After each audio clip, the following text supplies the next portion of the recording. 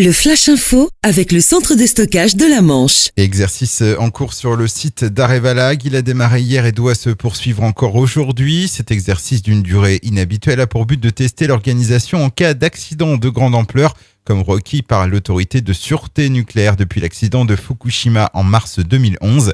Catherine Argan, directrice de la communication à Arevalag. Alors l'objectif de cet exercice, c'est de se mettre dans une situation fictive de crise de grande ampleur et de se donner les moyens de gérer cette situation.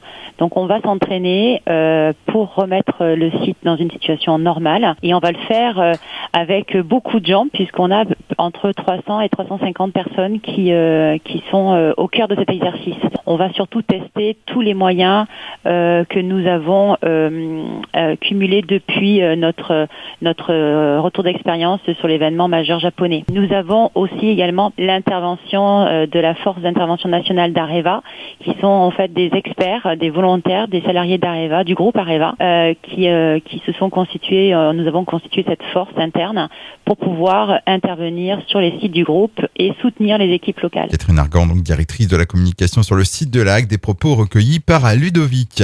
Nucléaire toujours, le BBC Shanghai est arrivé hier à Cherbourg pour charger 2 emballages de combustible retraités à destination de l'Australie. Les associations Greenpeace et Robin des Bois s'élèvent contre ce transport. Selon eux, le bateau est dangereux car il apparaît sur plusieurs listes noires au niveau international. Suite à ces accusations, la préfecture de la Manche a fait procéder à une nouvelle inspection du cargo. Elle en a conclu que le BBC Shanghai ne présentait pas d'anomalies susceptibles d'entraîner une interdiction de naviguer.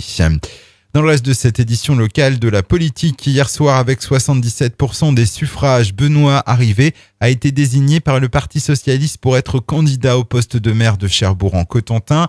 Et sauf énorme surprise, l'actuel président de la communauté urbaine devrait devenir en janvier prochain le premier maire de la commune nouvelle, la 54e plus grande ville de France avec 83 000 habitants. 30 ans de réclusion criminelle, verdict hier de la cour d'assises de la Manche pour l'homme de 48 ans reconnu coupable d'avoir tué sa compagne avec préméditation dans l'incendie de sa maison début 2013 à Sérence. À cette peine s'ajoute un suivi socio-judiciaire de 3 ans à sa sortie de détention avec injonction de soins et obligation de réparer les dommages. Et puis en ce moment, une dizaine de CRS à moto sont en renfort dans l'agglomération cherbourgeoise pour des contrôles de sécurité routière renforcés. Hier, 154 excès de vitesse ont été relevés en 4 points de l'agglomération.